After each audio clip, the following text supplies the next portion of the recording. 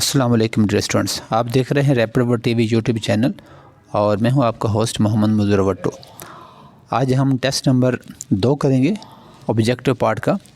तो उसका question number 1 है, choose the correct form of the verb and fill up the bubble sheet. पहला sentence है I dash for you at the usual time, और option है, A option है waiting, B option है waits, C option है wait और D option है shall be waiting. तो वेटिंग इसलिए गलत है कि इसके साथ कोई हेल्पिंग वर्ब नहीं है, is, am, are, was, verb वगैरह, तो इसलिए यह गलत है। आई वेटिंग नहीं, कभी भी इस्तेमाल नहीं होता।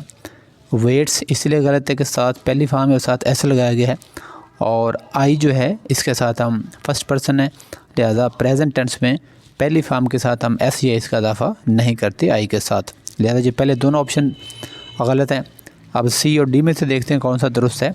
तो I wait for you at the usual time और I shall be waiting for you at the usual time, इनमें से जो सी ऑप्शन है ये ज़्यादा दुरुस्त है। I wait for you at the usual time, यानी जो मामूल का टाइम वक्त है मैं उस पर आपका इंतज़ार करता हूँ। दूसरा सेंटेंस है, she dash English quite well. She speaks, she speak, she spoken, she speaking. तो बहुत ही सिंपल सा सेंटेंस है, आप आसानी से गेस कर सकते हैं कि स्पीक गलत है, शी है साथ एस आना चाहिए, लिहाजा ए वाला ठीक बनता है। सी में स्पोकन है, तीसरी फॉर्म है, तो तीसरी फॉर्म से पहले helping verb has, have, had वगैरह होना चाहिए, वो नहीं है, लिहाजा इसलिए गलत है। और डी ऑप्शन है स्पीकिंग, आईएनजी वाली फॉर्म है, तो इससे पहले is, am, are, was, verb वगैरह होना चाहिए, वो नहीं है, तो लिहाजा बी, सी और डी ऑप्शन गलत है। और she speaks English quite well, ये दुरुस्त है, ए ऑप्शन दुरुस्त है। This watch dash very much,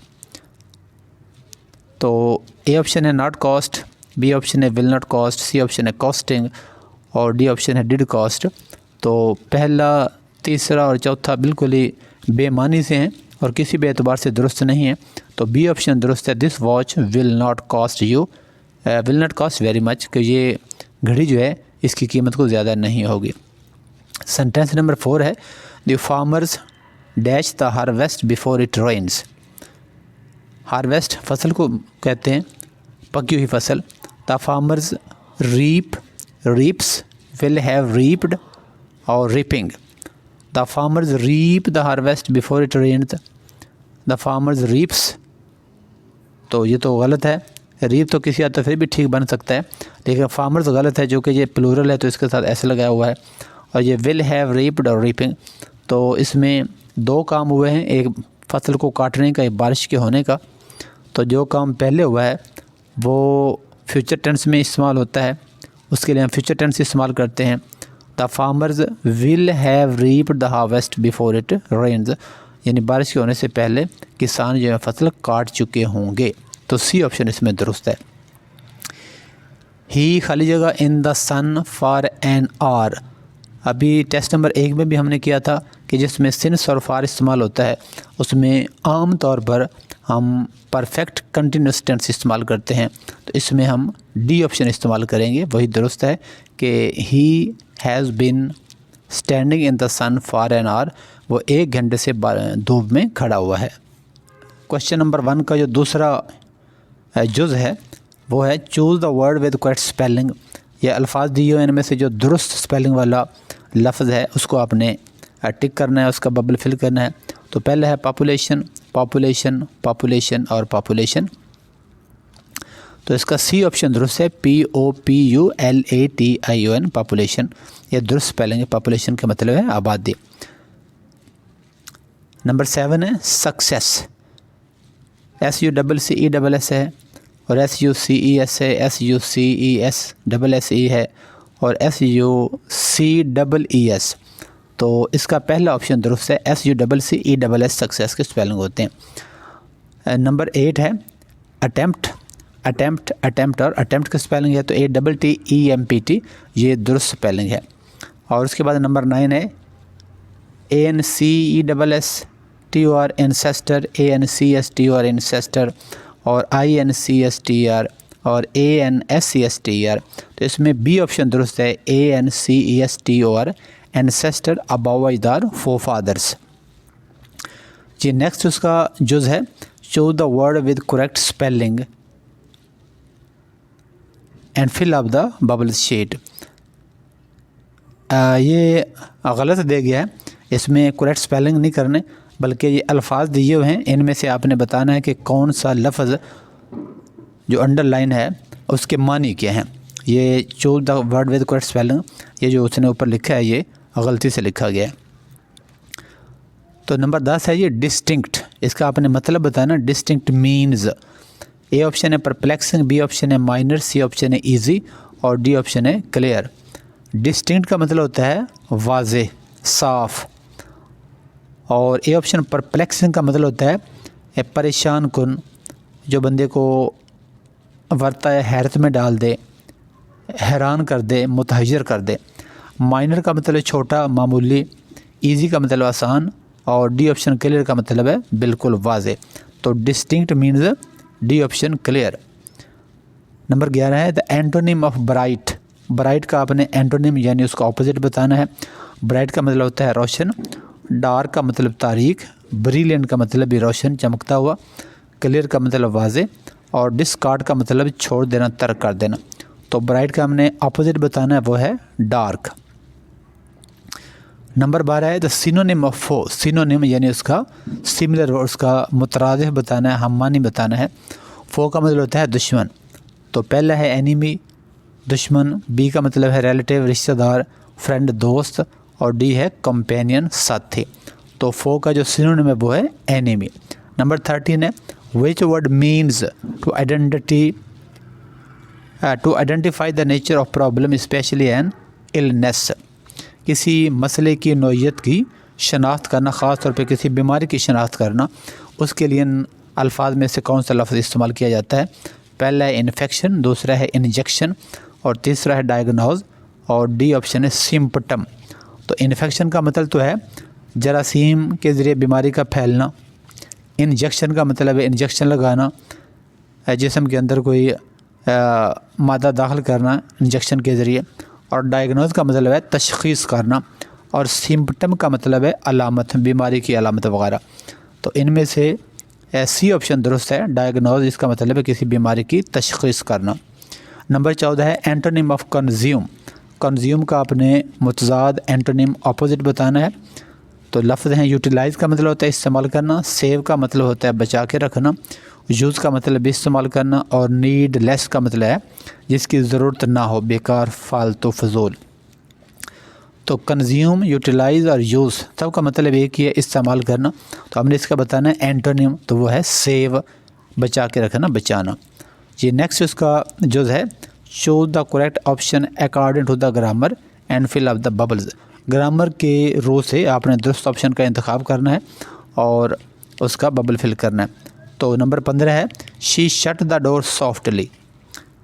उसने धीरे से, आहिस्ता से दरवाज़ा बंद कर दिया। तो इसमें बताना है कि कौन सा टेंस इस्तेमाल हुआ है। She shut the door softly, तो इसमें दूसरी फॉर्म इस्तेमाल हुई है, चूँकि शट की पहली, दूसरी, तीसरी फॉर्म एक ही होती, शट शट शट। लेकिन अगर ये प्रेजेंट टेंस होता तो शी के साथ यहाँ एस होना चाहिए था, she shuts the door softly. चूँकि यहाँ साथ एस नहीं है, इससे पता चलता है कि ये पास्ट टेंस इस्तेमाल हुआ है, दूसरी फॉर्म इस्तेमाल हुई है।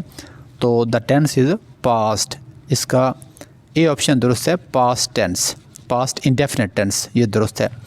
नंबर 16 है he is the most honest man in the family. वो इस ख़ानदान का ईमानदार तरीन, सबसे ईमानदार शख्स है। और बताना है द अंडरलाइंड वर्ड इज़ ए। ये जो मोस्ट है ये क्या है, कौन सी डिग्री है एडजेक्टिव की, पॉजिटिव डिग्री है, नेगेटिव डिग्री है, कंपैरेटिव डिग्री है और सुपरलेटिव डिग्री है। तो डियर स्टूडेंट्स, आपको पता होना चाहिए कि एडजेक्टिव की 3 डिग्रियां होती हैं। पहली को पॉजिटिव कहते हैं, दूसरी को कंपैरेटिव कहते हैं और तीसरी को सुपरलेटिव कहते हैं। नेगेटिव डिग्री कोई नहीं होती, ये ऐसे उन्होंने लफ्ज़ लगा दिया है। तो ये मोस्ट है, ये तीसरी डिग्री है। आमतौर पे जब हम एडजेक्टिव बनाते हैं तो ई आर और ई एस का इजाफा करते हैं, जैसे cheap, cheaper, cheapest, rich, richer, richest. लेकिन कुछ एडजेक्टिव ऐसे होते हैं जिनसे पहले हम मच, मोर, मोस्ट, मोर और मोस्ट लगाते हैं और उसकी दूसरी और तीसरी डिग्री बनाते हैं। तो ऑनेस्ट का ऑनेस्टर, ऑनेस्टेस्ट नहीं होता, बल्कि मोर ऑनेस्ट, मोस्ट ऑनेस्ट होता है। तो मोस्ट ऑनेस्ट तीसरी डिग्री है, उसे हम कहते हैं सुपरलेटिव डिग्री। तो इसका डी ऑप्शन दुरुस्त है। नंबर 17 है, if we had arrived earlier we should have seen our aunt. इसमें आपने बताना है कि ये सेंटेंस जो है ये कौन सी किस्म का है। पहले कहता है ज़ीरो कंडीशनल, बी कहता है फर्स्ट कंडीशनल, सी कहता है सेकंड कंडीशनल और डी कहता है थर्ड कंडीशनल। तो पहले तो आपको ये पता होना चाहिए कि ज़ीरो कंडीशन कोई फ़िक्रा नहीं होता। कंडीशनल जो सेंटेंसेस होते हैं उनकी 3 अक़साम होती हैं, फर्स्ट कंडीशनल, सेकंड कंडीशनल और थर्ड कंडीशनल।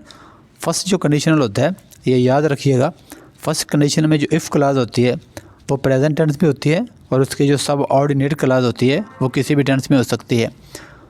दूसरी किस्म का जो कंडीशनल सेंटेंस होता है उसमें इफ़ क्लास पास्ट टेंस में होती है और उसके जो सब ऑर्डिनेट क्लास है उसका भी पास्ट में होना ज़रूरी है। जबकि जो तीसरी किस्म का कंडीशनल सेंटेंस होता है उसमें इफ़ क्लास जो है वह पास्ट परफेक्ट टेंस में होती है, यानी हैड लगा के तीसरी फॉर्म इस्तेमाल करते हैं और उसकी जो सब ऑर्डिनेट क्लास होती है उसमें शुड हैव, वुड हैव और कुड हैव इस्तेमाल करते हैं। तो ये जो फ़िक्र है नंबर 17 ये थर्ड कंडीशनल है, डी ऑप्शन दुरुस्त है। नंबर 18 है, आई गेव हर 2 पेंसिल्स।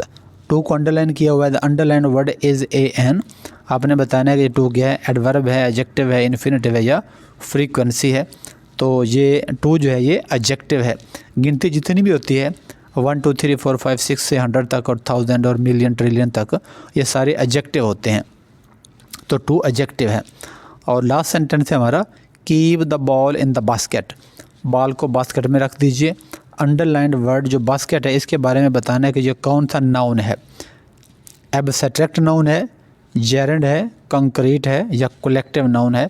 तो एब्स्ट्रैक्ट नाउन तो ऐसा होता है कि जो फिज़िकल मौजूद ना हो, मतलब जो फिज़िकल चीज़ ना हो वो होता है एब्स्ट्रैक्ट नाउन। मतलब जैसे ऑनेस्टी, ब्यूटी, इम्पोर्टेंस, सिग्निफिकेंस, तो ये हैं एब्स्ट्रैक्ट नाउन है। जेरेंड ये आईएनजी वाला होता है, जैसे आईएनजी वाली फॉर्म को हम बतौर नाउन इस्तेमाल करते हैं, लेकिन वो जैसे running is a good exercise, तो ये जेरेंड नहीं है। कंक्रीट नाउन, बास्केट टोकरी है तो ये एक फ़िज़िकल चीज़ होती है, तो ये कंक्रीट नाउन है बास्केट। जबकि कलेक्टिव नाउन ऐसा नाउन होता है जो किसी मजमूए को ज़ाहिर करे, जैसे क्लास, आर्मी, कमेटी, टीम, जिसमें ज़्यादा लोग शामिल होते हैं। तो इसके साथ हमारा ये आज का जो टेस्ट नंबर 2 है ये मुकम्मल हुआ। मुझे उम्मीद है कि आपको अच्छी तरह समझ आ गई होगी और आपने शुरू से लेकर आखिर तक वीडियो देखनी है। समझ आए तो अपने दोस्तों से भी शेयर कीजिए, चैनल को सब्सक्राइब कर लीजिए ताकि आने वाली जो वीडियोज़ हैं आपको बर वक्त मिलती रहें। इंशाअल्लाह ताला इम्तहान तक जितनी भी मुमकिन हुई वीडियोज़ इसके ऑब्जेक्टिव जो आपका पहला हिस्सा होता है 9th और 10th का ऑब्जेक्टिव पार्ट 19 नंबर का, इस बारे में इंशाल्लाह आपको मुकम्मल गाइडेंस इस चैनल से मिलती रहेगी। मुझे इजाज़त दीजिए, अल्लाह हाफिज़।